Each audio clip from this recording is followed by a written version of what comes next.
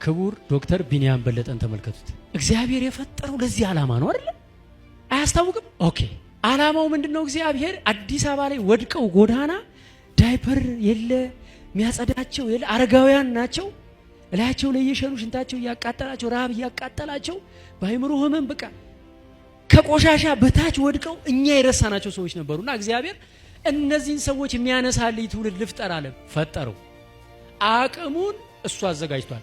የ4 ቢሊዮን ብር ህንጻ የሚሰራበትን አቅም እግዚአብሔር አዘጋጅቷል። አባዬ 7000 አረጋውያን የሚበሉትና የሚጠጡትን አቅም አዘጋጅቷል። እሱ የቢኒያም ጉዳይ አይደለም። እሱ ቢኒያምን አይመለከተው። አንድ የኤሌክትሪክ መኪና በቆርቆሮ ሰርቶ የሆነ ኢንጂነር ባትሪ ካልገጠመለት መኪናው ምን ቸገረው? አይሄድማ። መሄድ ይገደዳል እንዴ?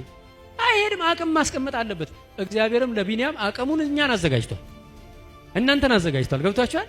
አዘጋጀ። ከዛ ለቢኒያም ግን ዓላማውን ሰጠው ውስጡ። ከዛ ቢኒያም አሜሪካን ሀገር ሄደ፣ ህግ ተማረ። አሜሪካን ሀገር ሄደና እየበላ እየጠጣ ሲኖር ቢኒያም ዓላማውን ስቶ አሜሪካን ሀገር ጠበቃ ሆኖ ቢቀር ኖሮስ ባከነ። በእርግጠኝነት የምነግራችሁ የትግል ኑሮ ነው የሚኖረው። በቃ ጠበቃ ነው። ጠዋት ይነሳል፣ ስራ ይሄዳል፣ ማታ ይመጣል፣ ልጆች ይወልዳል፣ ሞርጌጅ አለ፣ የመኪና የቤት ዕዳ ይመጣል። በቃ ስቃይ ነው ኑሮ። እርፍ ይላል፣ ቲቪ ያህል ምናምን ምንም ሳይፈይድ ያልፋል። እሱ የህግ ጠበቃ ሳይሆን የሰብአዊነት ጠበቃ፣ የድሆች ጠበቃ፣ የአይምሮ ማን ጠበቃ እንዲሆን ስለሆነ የፈጠረው አሜሪካ ሆኖ ይሰማዋል። እሱ ውስጡ ልክ እንዳልሆነ አሜሪካ ነው፣ ግን ውስጡ ግን ልክ አይደለም ይለዋል። ታውቃላችሁ?